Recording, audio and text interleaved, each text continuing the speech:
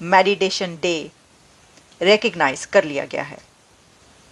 ये एक बहुत बड़ा दिन है क्योंकि मेडिटेशन एक ऐसा वे ऑफ लाइफ है जो आपकी ज़िंदगी बदल देता है और इसको रिकग्नाइज करना बहुत ज़रूरी था।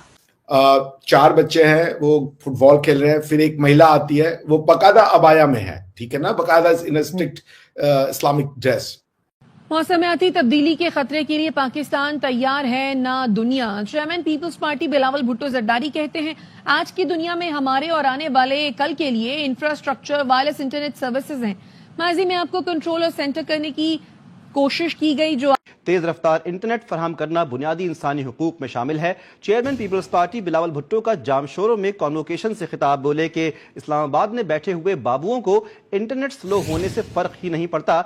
नमस्कार दोस्तों 21 दिसंबर को यूएन का ध्यान दिवस घोषित कर दिया गया है क्योंकि पूरी दुनिया में इस वक्त भारतीयों का ही जलवा दिख रहा है, क्योंकि यूएन के ध्यान दिवस को भी भारतीयों ने ही लीड किया, क्योंकि गुरुदेव रविशंकर ने इसको लीड किया, जिसे देख करके पाकिस्तानी लगातार यही बात कर रहे हैं कि पूरी दुनिया में भारतीय संस्कृति को काफ़ी तेज़ी से दुनिया अट्रैक्टिव हो रही है, क्योंकि हर कोई भारतीय संस्कृति को अच्छे से समझने की कोशिश कर रहा है, चाहे वो मुस्लिम देश हो या फिर यूरोप के देश हों।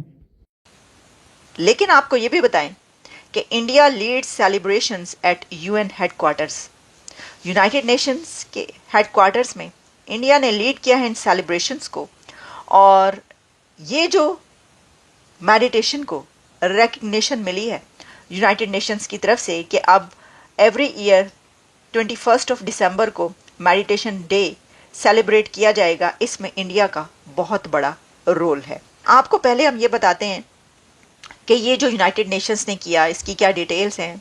The United Nations has designated 21 December 2024 as the first World Meditation Day. This historic event establish a annual global celebration of meditation, highlighting its transformative benefits for mental and physical health and its potential to foster peace and unity. The event featured a live global meditation session led by Shri Ravi Shankar, the renowned Indian spiritual leader and founder of the Art of Living Foundation. I was expecting Sadhguru, क्योंकि meditation में अगर आप ये जानना चाहें कि meditation में मेरा गुरु कौन है तो वो सदगुरु हैं, तो इसलिए मेरा ये ख्याल था कि इसको जो है वो सदगुरु ही करेंगे। लेकिन event is themed as meditation for global peace and harmony. ये इंडिया की तरफ से जो है ये जो एक वो रखा गया वहाँ पे सेशन, उसका ये था ग्लोबल हारमोनी। देखिए, ये जो ग्लोबल हार्मनी की हम बात कर रहे हैं ये इंडिया का एक की फैक्टर बन गया है। अगर आप देखें कि मोदी साहब जो हैं उन्होंने कई जगहों पर ग्लोबल हार्मनी की बात की है, वो यूक्रेन और रशिया की जंग रुकवाने के लिए कोशिशें हों या वो कहीं पर भी जिस भी कंट्री में इसराइल और हमास के बीच भी जो कुछ चलता रहा तो कंट्रीज़ और अथॉरिटीज़ उनको कहते रहे कि जी आप ये बंद करवा सकते हैं, तो क्या बात की जाती रही हमेशा ग्लोबल हार्मनी। अभी भी वो सब जो सबसे ज़्यादा बात करते हैं अपने किसी भी उसमें भारत की तरफ से बात की जाती है वो फूड सिक्योरिटी, वो क्लाइमेट चेंज और ग्लोबल हार्मनी की सबसे ज़्यादा बात की जाती है, इंसानियत से जुड़े हुए जो पहलू हैं। तो ऑब्वियसली मेडिटेशन भी, अब आपको पता है कि जहाँ मेडिटेशन और योगा भारत का असासा है और पूरी दुनिया में पहुँचे, और जो हॉलीवुड की सेलिब्रिटीज़ हैं वो योगा और मेडिटेशन को वो समझती हैं कि अब इनका असासा है यहाँ का, और वो उन्होंने भारत से ही हासिल किया। और बड़ी तादाद में जो यहाँ की हॉलीवुड की सेलिब्रिटीज़ और भी जो अथॉरिटीज़ सेलिब्रिटीज़ बड़ी किसी भी शोबे से वो भारत जाती हैं और बहुत डेकेड से जा रही हैं, सिर्फ क्या करने के लिए, इस तरह की सेलिब्रेशंस में हिस्सा लेने के लिए या प्रैक्टिसेस परफॉर्म करने के लिए। और उसमें जूलिया रॉबर्ट्स से लेकर और बहुत सारे और इतने लोग हैं यहाँ पर, बड़ी तादाद पूरी दुनिया में है, सिर्फ अमेरिका में नहीं पूरी दुनिया में ऐसे लोग हैं कि जिन्होंने इंडिया ने उन पर अपना बहुत ही गहरा नक्श छोड़ा है, इनकी लाइफ पर, इनकी ज़िंदगियों पर अपने कुछ इन जो प्रोमिनेंट फीचर्स हैं जो उनका लाइफस्टाइल है भारतीयों का, उसमें योगा और मेडिटेशन दो बड़े ये फीचर्स हैं उनके लाइफस्टाइल में। फिर उनका जो वेजिटेरियन एक वे ऑफ लाइफ है और जो फूड स्टाइल है वो भी बहुत बड़ा असर उसने दुनिया पे छोड़ा है। कई ऐसे मतलब आप भाई देखें, जब एशियन सिविलाइजेशंस में one of the most Asian civilization उनको कहा जाता है, तो ऑब्वियसली उन्होंने ही नक्श छोड़ना है ना, और क्या हमने नक्श छोड़ना है जो अरबों के पीछे चलते हैं।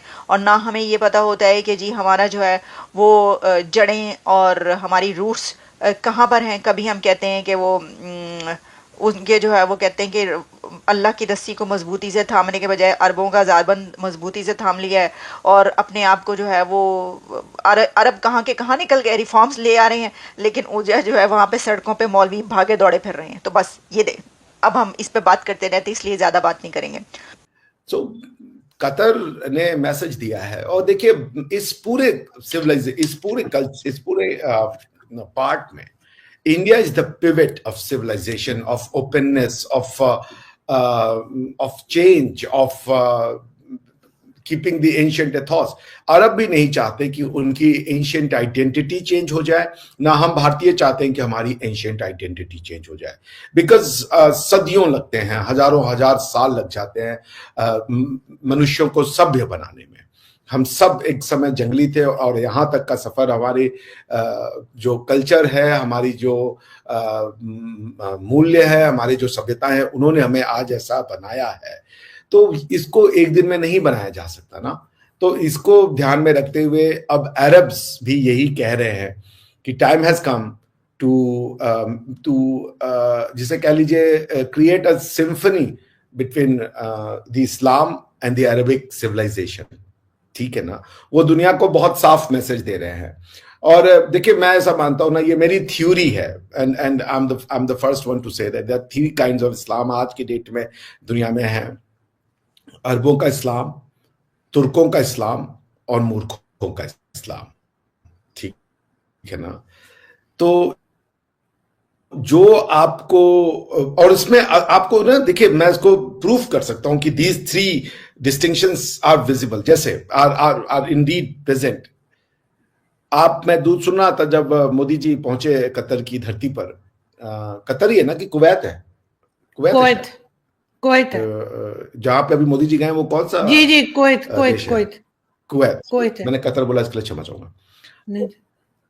तो जो वो कुवैत में जब पहुंचे तो लोगों ने कहा, मोदी जी जब पहुंचे वहां पे पीछे से 3 आवाजें लग रही थी, जय हिंद, भारत माता की जय, वंदे मातरम, और जय श्री राम। जय श्री राम अरब की धरती पे नारे लग रहे थे, आप सुन सकती हैं, बिकॉज बहुत सारे वीडियोस अवेलेबल है। हमारे यहाँ पे मुसलमानों के लिए जय श्री राम सुनना ये प्रूफ कर दिया है कुछ स्कूल ऑफ थॉट्स ने कि वो वॉर क्राई है, यानी कि अगर आप जय श्री राम बोलेंगे कि मुसलमान को नाराज हो जाना चाहिए। अब इमेजिन कीजिए कि क्या प्रधानमंत्री मोदी उतरते हैं पाकिस्तान की सरजमी पे, जो हिंदुओं की भूमि है बेसिकली, ठीक है ना, अपनी ही पूर्वजों की भूमि पे वो उतरते हैं, और वहां के लोकल हिंदू जो हैं वो ये कहें कि जय श्री राम, मोदी जी जय श्री राम। पाकिस्तान की क्या मेन स्ट्रीम मीडिया या बाकी लोग उसको बर्दाश्त करेंगे? कतई नहीं करेंगे। लाहौर में रहने वाला जो राम का वंशज होगा, के कसूर में रहने वाला जो राम का वंशज होगा, वो कह रहा है कि हम जय श्री राम नहीं सुन सकते। और अरब्स जो हैं वो न सिर्फ जय श्री राम सुन रहे हैं बल्कि रामायण का ट्रांसलेशन कर रहे हैं। जिस रामायण को आप अपने घर में रखेंगी अगर, तो आपको एंटी मुस्लिम करके लिंच कर दिया जाएगा। उस आपको मतलब भारत के मुसलमान अगर उस रामायण अपने घर में रख लें तो उनको कहा जाएगा ये काफिर हो गया है। उस रामायण को अरबों ने ट्रांसलेट किया और अपने आप पढ़ा रहे हैं। जिस गीता को यदि कोई भारत का मुसलमान, पाकिस्तान का मुसलमान, बांग्लादेश का मुसलमान अपने महाभारत ट्रांसलेट करेंगे तो गीता का ट्रांसलेशन उसमें अवश्य आएगा। उसको अरबों ने ट्रांसलेट किया और बाकायदा मोदी जी से उसका विमोचन करवाया। तो ये ट्रांसलेशन आपको क्या लगता है, चूंकि ये जितने भी अरबिक कंट्रीज हैं दे आर ऑल आमरियत, यानी कि डिक्टेटरशिप कह लें उनको आप, या पॉलिटिकल एब्सोल्यूटिज्म कह लें for want of a better word.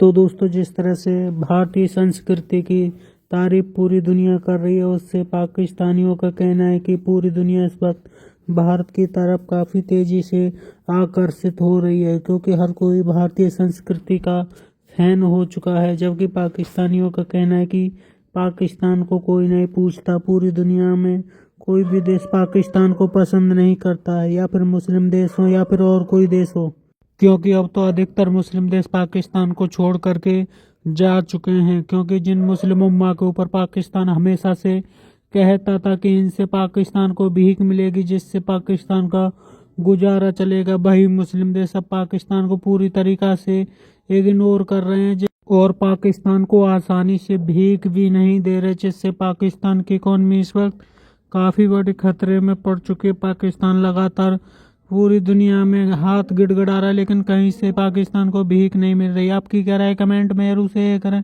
यदि आपने अपने चैनल को सब्सक्राइब करें, वीडियो पसंद आए तो लाइक करें, कमेंट करें और शेयर करें। जय हिंद, वंदे मातरम।